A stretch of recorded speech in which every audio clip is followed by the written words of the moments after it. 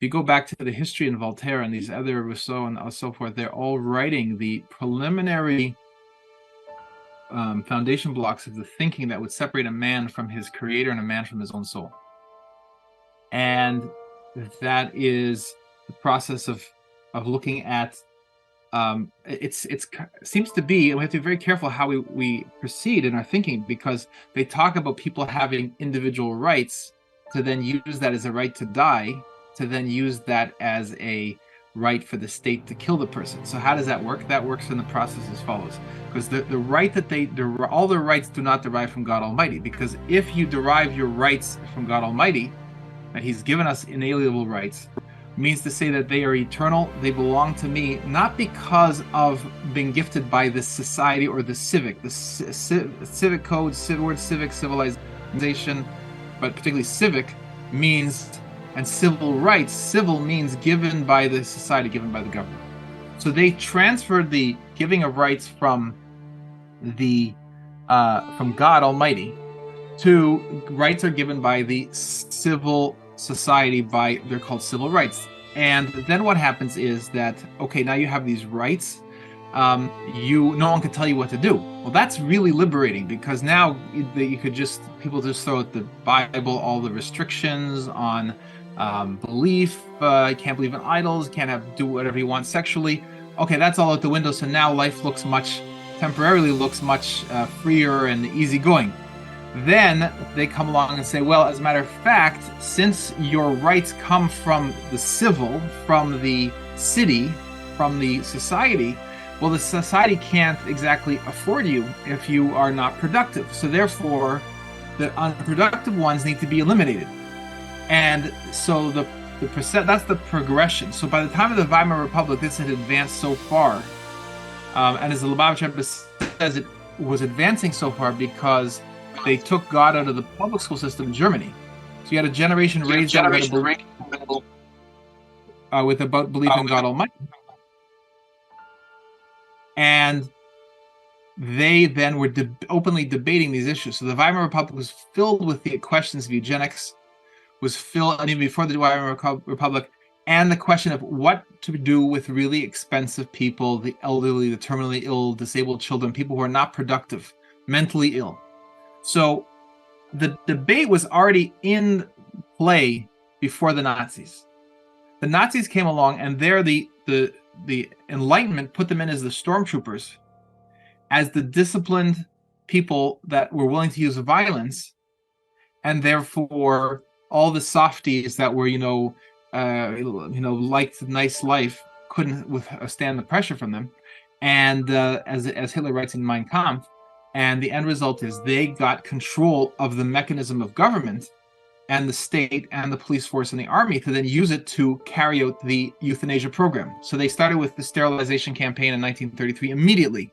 As soon as they took power, they went on to the T4 for the 3.5 million Germans who were sterilized, purebred Germans.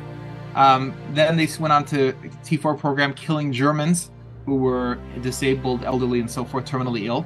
And then those doctors went on it was done all by doctors with white coats and exactly like the MAID system is set up, minus the patient, the one doing the final step.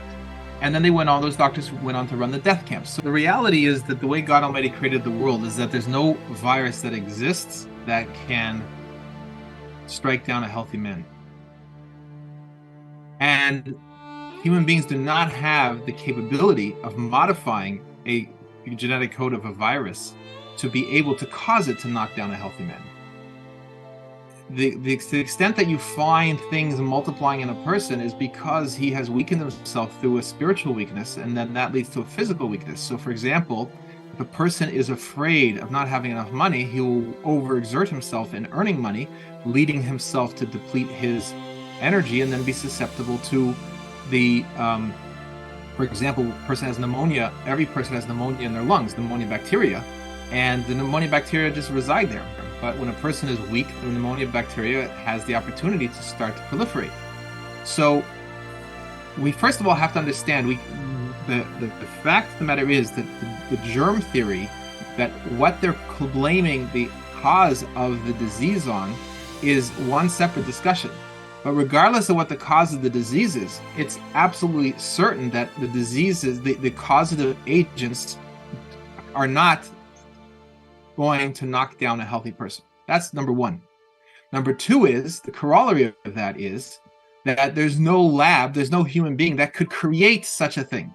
So it's a lie, the concept of biowarfare, as in creating in the lab something that's going to be especially deadly, and then releasing it and killing people, is a lie.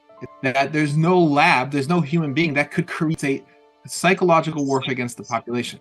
Now, the way they constructed this COVID experience is that they are misleading the population intentionally into believing, portion of the population, that it was created in a lab, and they're super secretive about it and all this kind of stuff in a way to create mystery.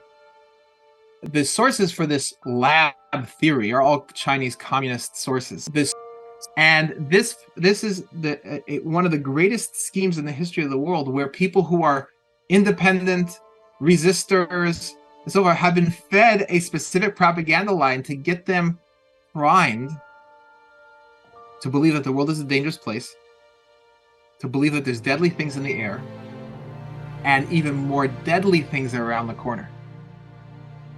And our job is to point that's false, because the only way that they're going to have a chance of being able to make it through the next phase is if they let go of this communist propaganda line that labs can create something that's deadly.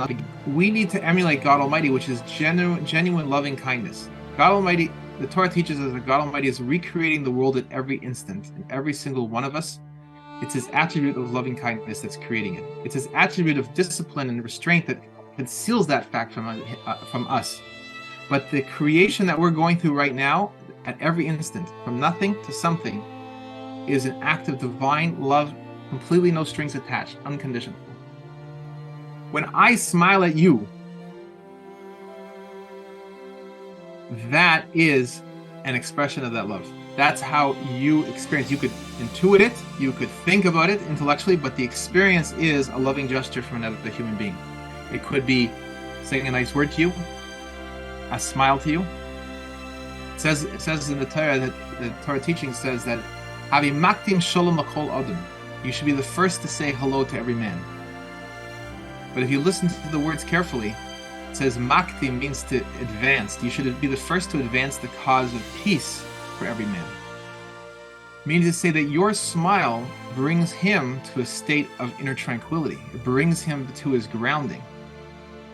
That is actually not just advancing peace for him, it's advancing peace for the whole world, because now he goes home in a more tranquil way. He's going to speak to his wife differently. He's going to speak to his kids differently. He's going to relate to the employees in his business or his boss and everyone around him in a completely different way from that smile.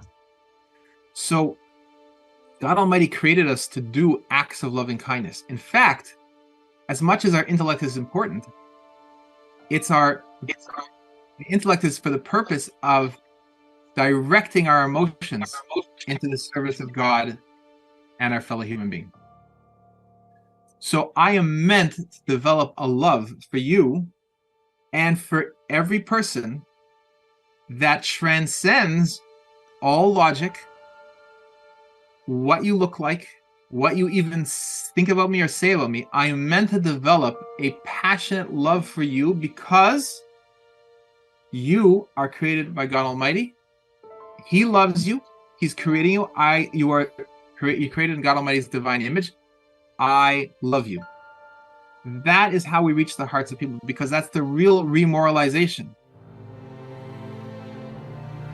We are showing, we are emulating godliness in the world.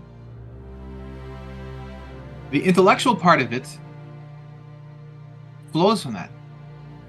Because when the person starts to, you could talk all day about the logic of public health, the logic of how dangerous the lab theory is, and all these kind of things, on and on and on, and the logic of utilitarianism, and how many people to eliminate, and how many people can the world sustain. But at the end of the day, a smile with reassurance from a person who truly believes and is confident that God Almighty will take care of not only these 8 billion human beings, but 80 billion human beings and more, that is what's going to touch that place in your heart and each person's heart, that they will then know it's true. We know what's true, not because of intellectual proofs, not because of logic. We know what's true because we feel the truth of it. And that is through the way we communicate. So we always have to work, make sure that even though we might have our moments of internal turbulence, we have to work to reground ourselves and then speak calmly to other people. We don't want to get into arguments, because the argument is not where the answer lies. The answer lies in showing that I am calm about it. You could be calm about it too. You could allow all these myths to dissipate.